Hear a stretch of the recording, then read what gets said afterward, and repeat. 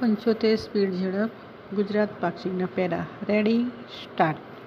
Nature ફૂડમાં પ્રકાશિત એક નવા વૈશ્વિક વિશ્લેષણમાં ચેતવણી આપવામાં આવી છે કે ગ્લોબલ વોર્મિંગ 1.5 ડિગ્રીની સીમાને વટાવી જાય તો આબોહવાની પરિસ્થિતિઓ ખાદ્ય ઉત્પાદન માટે અયોગ્ય બની જાય છે.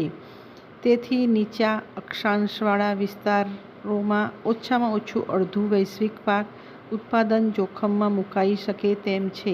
ફકરો: આ કિસ્સાઓમાં પાક વિવિધતા માટે પણ ખતરો છે, કારણ કે ગ્લોબલ વોર્મિંગ 2 ડિગ્રીથી વધુ થવાની સ્થિતિમાં 52% વૈશ્વિક પાક જમીનમાં ઘટાડો થવાનો અંદાજ છે, અને જો વોર્મિંગ 3 ડિગ્રી સેલ્સિયસથી વધુ થાય તો 56% ઘટવાનો અંદાજ વિશ્લેષણ અભ્યાસમાં દર્શાવવામાં આવ્યો છે. ફકરો: ફિનલેન્ડની આલ્ટો યુનિવર્સિટી, જર્મનીની ગોટિંગેન યુનિવર્સિટી અને સ્વિટ્ઝરલેન્ડની યુનિવર્સિટી ઓફ ઝુરિચના સંશોધકોએ 1.5 થી 4 ડિગ્રી સેલ્સિયસ સુધીના ગ્લોબલ વોર્મિંગ સ્તરના 4 સ્તરો હેઠળ 30 મુખ્ય પાકોનો અભ્યાસ કર્યો હતો.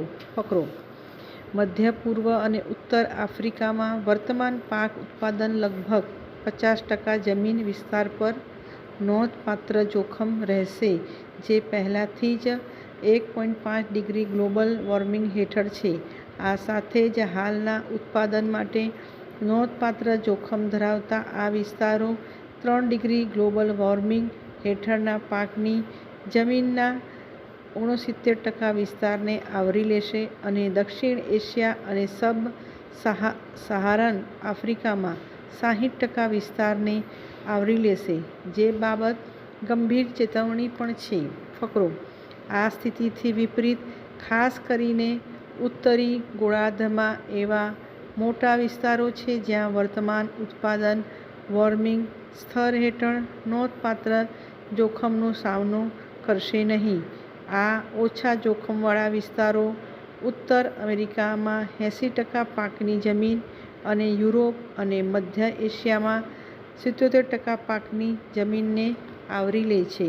ફકરો: અગાઉના સંશોધનોએ એવો પણ અંદાજ લગાવ્યો છે કે 2100 સુધીમાં